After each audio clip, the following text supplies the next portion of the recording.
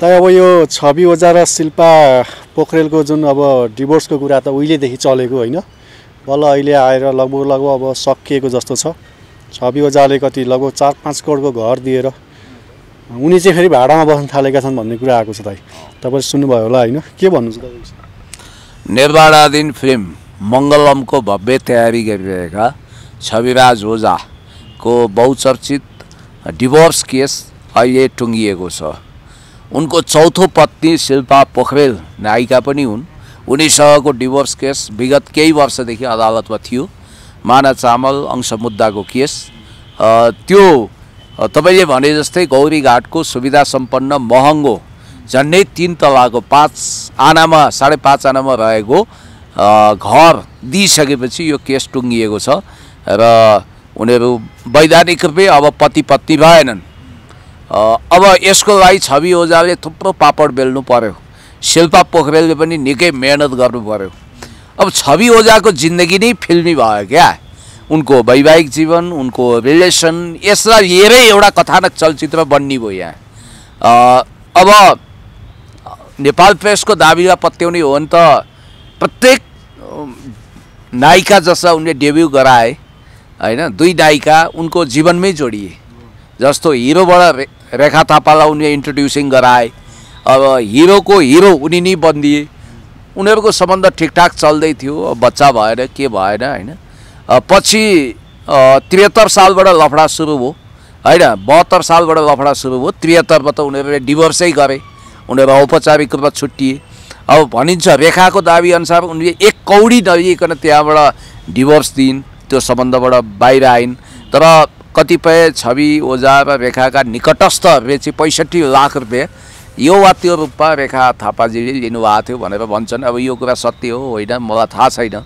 अब यिनको जिन्दगी पनि फिल्मी छ भनेर मैले किन भने छविराज ओझा अहिलेका मान्छे होइनन्। अहिले रङ्ग पत्रकारिता गरिरहेका कतिपय मान्छे त्यतिखेर जन्मिएका थिएनन् जतिखेर 45 सालमै उनी नेपाली कथानक चलचित्र सुपरहिट युगदेखि युगसम्मको उनी निर्माता भए छविराज ओझा। त्यहाँबाट उनले पछाडि फर्केर हेर्नु परेन, धेरै सुपरहिट मुभी दिए। अब हवलदार सुन्तलीबाट उनले नायिकाको रूपमा जसलाई इन्ट्रोड्युसिङ गराए शिल्पा पोखरेल। अब उनको खास आफ्नो नामै शिल्पा पोखरेल हो या बलिउड नायिका शिल्पा शेट्टीबाट प्रभावित भएर शिल्पा राखेकी हुन्, त्यो उनले जान्ने र फिल्मी पण्डितहरूले बुझ्ने कुरा हो। तर मलाई जहाँसम्म लाग्छ त्यतिखेरको स्क्यान्डलमा पनि मैले आवाज बुलन्द गरेको थिएँ, बोलेको थिएँ, त्यतिखेर पनि भिडियो भाइरल भएको थियो। अब 3-4 वर्ष अगाडि छविराज ओझाको शिल्पासँगको विवाहको एउटा फोटो सार्वजनिक हुन्छ, त्यसमा उनी ठ्याक्क प्लास्टर लगाएको हात लिएर विवाह गरिरहेका छन्। अब विवाह पनि त्यस्तो हतारोमा छ, उनको हरेक कुरो हतारोमा फास्ट ट्र्याकमा गरिरहेका छन्। अब नेपाल प्रेसको दाबी पत्याउने हो भने त उनलाई अब मङ्गलमको नायिकासँग 5औं विवाहको बाटो खुल्यो, भावी नायिकासँग सम्म लेख्न भ्याए होइन मिडियाहरूले। अब यो विषयमा मलाई केही भन्नु छैन, किनभने उनको पहिलो पत्नी उनको गन्धर्व विवाह भएको थियो, एरेन्ज म्यारेज भएको थियो पहिलो विवाह, र त्यसबाट उनलाई सन्तान लाभ भयो र उनी हजुरबा बनिसकेका छन्। हेमासँग उनको सम्बन्ध औपचारिक रूपमा अदालततिरमा टुङ्गियो न बेग्लै कुरा हो। अहिले पनि व्यावहारिकतामा त्यो सम्बन्ध छ भनेर दाबी गर्नेहरू छन्, किनभने अंश लिएर उनी बसेकी छिन्। हुन त उनले नै उजुरी दिएर झन्डै छविराज ओझा र शिल्पा पक्राउनै परेका थिए त्यतिखेर होइन, पछि के गरेर मिलाए।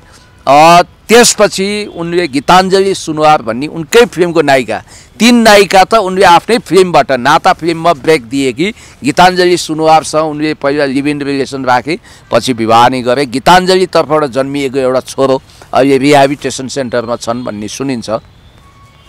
त्यस्तै रेखा थापाबाट जहाँ जन्म भएन, उनी अब फेरि अर्को घरबार गरेर बसेकी छिन्। उनलाई सुखद दाम्पत्यको शुभकामना। उनी आमा बन्न पनि सफल भइसकेका छिन्, बधाई छ।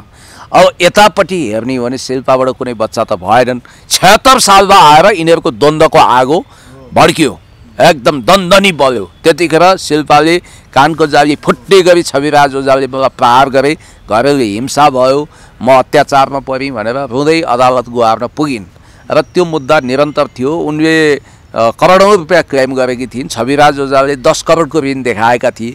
पछि यिनीहरूले अहिले भर्खरै एउटा घरमा सम्झौता गरे र त्यो घरबाट छवि ओझा अन्ततः निस्किसकेका छन् आफ्नो झिटी गुन्टा लिएर।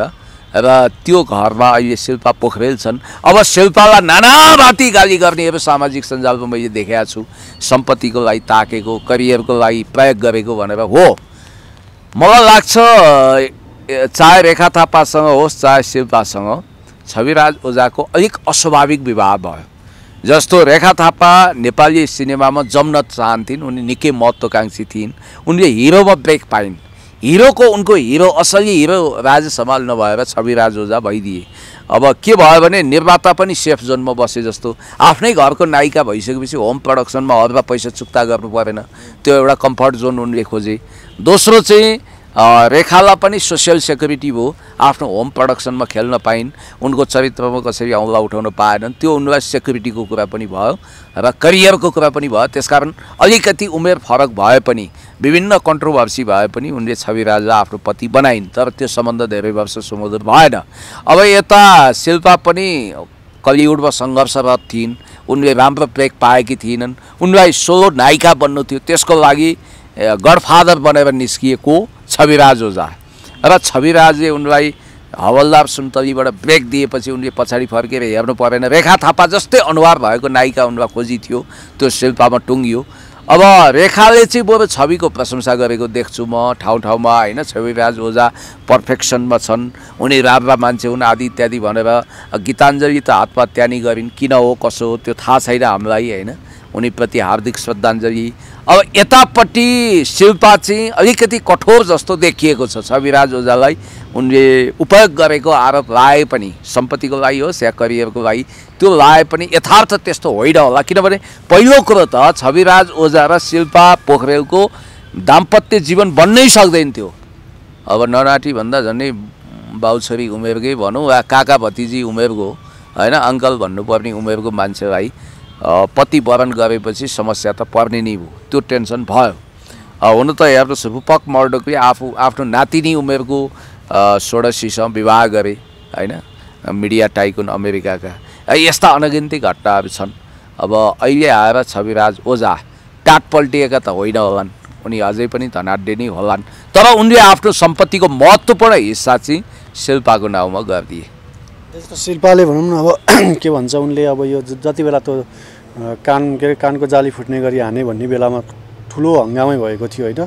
त्यति बेला मैले अब सम्पत्तिको लागि होइन, म उनीबाट हिंसा भएरै म अब छुटिन खोजेको, यस्ता कुराहरू गरेकी थिइन्। तर अन्तिममा त आखिर फेरि सम्पत्ति पनि त उनले त्यही माथि त्यति ठुलो घर, होइन, हलो अड्काउने गोरु पड्काउने काम गर्नु हुँदैन। कुरो जताबाट घुमाए पनि कुरो त्यहीँ पुग्छ। त्यस भए अंश मुद्दा किन दिए त? यसै छुट्टिएर ल म केही पनि लिन्न, म रित्तो हात जान्छु भने अब भइहाल्थ्यो नि। रेखा थापाले त त्यही दाबी गरेकी छिन्। अब यसरी फेरि छविराजले चौथो पत्नीसम्म सम्पत्ति दिँदै हिँड्या भए उनी अहिले बोर्डमा आउँथे, दिने सम्पत्ति पनि हुँदैन थियो। तर यसपटक चाहिँ उनलाई बहुत महँगो पर्यो, भारी पर्यो शिल्पासँगको सम्बन्ध। त्यो टिक्न पनि सकेन, न बोक्न सक्ने न टोक्न सक्ने तहमा पुग्यो। तपाईँलाई म के भन्छु भने, होला कसैको समय परिवेश व्यवस्थाले गर्दा एउटा सम्बन्ध ब्रेक हुन सक्ला, अर्को सम्बन्ध उनीहरूले गाँस्नु पर्ने बाध्यता होला। चिनिया महामहिम राष्ट्रपति सी जिनपिङको पनि त्यस्तै भयो, होइन। दुनियाँमा यस्ता घटनाहरू घटेका छन्, त्यो व्यवस्था बाध्यता दुवैजनाको त्यो हुनसक्छ, दुवैजना वा एकजनाको। तर अब यो एकदम प्रोफेसनल तरिकाले नि विवाहको सोख बोक्नु त भएन नि। छविराजजी जस्तो एकदमै खारिएको निर्माता निर्देशकलाई यो कुरा थाहा हुनुपर्ने हो। अब अहिले मैले देखेको चाहिँ के भने, मङ्गलम त उनी बनाउँदैछन् क्यारे, त्यसको लागि उनले स्क्रिप्टको काम सकाइसकेका छन्, लोकेसन पनि तय गरिसके। अब शिल्पा पोखरेलसँग उनको सम्बन्ध ब्रेक भइसकेपछि अब उनी भए अब 60, 61, 62 कति वर्षको भए, अब त उनले नयाँ सम्बन्ध कायम गर्ने विषयमा सोच्दैनन् होला भनेर कमसेकम म अनुमान गर्छु। अब भन्न सकिँदैन, उनले फेरि अर्को 5औँ सम्बन्धको कथा रचना गर्ने हुन् कि। अब यतापट्टि घरेलु हिंसा भएको हो होइन, त्यो विषय हाम्रो चासोको विषय भएन। कानको जाली फुट्ने गरी त्यसरी उनले थप्पड हाने, हातापाई गरे, अपमान गरे, घरेलु हिंसा भोगी, डोमेस्टिक भाइलेन्स हो भन्ने उनको जुन स्टेटमेन्ट त्यतिखेर आएको थियो, त्यो विचारणीय हो, त्यो मुद्दाको बहसको विषय पनि बन्यो। छविराजजी त्यस्तो एग्रेसिभ नेचरको हो र पनि भन्छन् मान्छेहरू। अब खैर, अहिले जुन अब जे भयो भयो, अब नयाँ तरिकाले दुवैजना अगाडि बढ्नुपर्छ।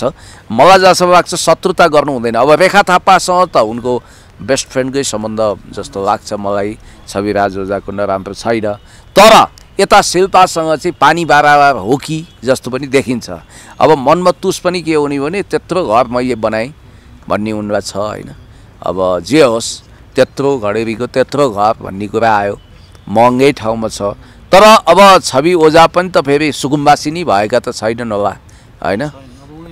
यत्रो अब डिभोर्स यत्रो घर दिएर पनि उनी फिल्म बनाउँदैछन्, अब पक्कै 1-1.5 करोड खर्च भइहाल्छ। उनको पैतृक सम्पत्ति पनि होला, उनलाई शुभकामना छ। मान्छेले दिएर कहिल्यै बित्तिँदैन होइन। त्यस कारणले गर्दाखेरि छवि र शिल्पाको सम्बन्ध साथीत्वमा आधारित होस्, फ्रेन्डसिप होस्। म यही चाहन्छु, दुईटाको बिचमा फेरि झगडा हुने नहोस्। जस्तो एन्जेलिना जोली र ब्राड पिटले अस्ति हलिउडमा क्यान्डल लाइट डिनर गरेका थिए, त्यस्तो पनि गर्न सक्दा रहेछन् नि त।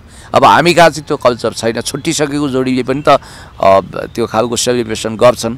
अब हलिउडमा नजिकै लस एन्जलसमा आगो लाग्यो, यता छविराज ओझाको मनमा पनि आगो सल्कियो, शिल्पाको मनमा पनि आगो सल्कियो। दमकलहरू भावनात्मक दमकलहरू तयार हुन्, म यही भन्छु। ओके त अब अन्तिममा जस्तो छौँ होइन। जस्तो अब यही मङ्गलम भन्ने फिल्मको जुन फर्स्ट पार्ट थियो त्यसको सायद मलाई लाग्छ प्रिमियरमै होला, रेखा थापा पुगेकी थिइन् हलमा, त्यो उनीहरू बिच छुटिसकेपछि। अब मङ्गलम 2 को प्रिमियरमा शिल्पा पोखरेल पुगुन् होइन। अब हामी यही चाहन्छौँ। त्यतिखेर मङ्गलम 1 बन्दा शिल्पा र छविको सम्बन्ध बिग्रिएको थियो कि के थियो? रेखा थापा र उसको छ्याकै छुट्या थिए र उनीहरू पहिलोपटक चाहिँ त्यसको प्रिमियरमा चाहिँ भेट भएको थियो कि उनीहरू। अब खै शिल्पा त्यति उदार छिन् भने राम्रै हुन्छ। अब यो फिल्मी दुनियाँमा कसको कहाँ भेट हुन्छ, कसको ब्रेकअप हुन्छ, कसको के छुट्टाबिन्दी हुन्छ, फेरि सम्बन्ध गाँसिन्छ भन्न सकिँदैन। ऋतिक रोशन र सुजैन जो डिभोर्समा छन्, म्यारिचुअल स्ट्याटस सिङ्गल बनाएर बसेका छन्, उनीहरूको फेरि प्याचअप हुने हल्ला चलिरहेको बेला अब यहाँ जे पनि हुनसक्छ। Everything is possible. ओके, हस्।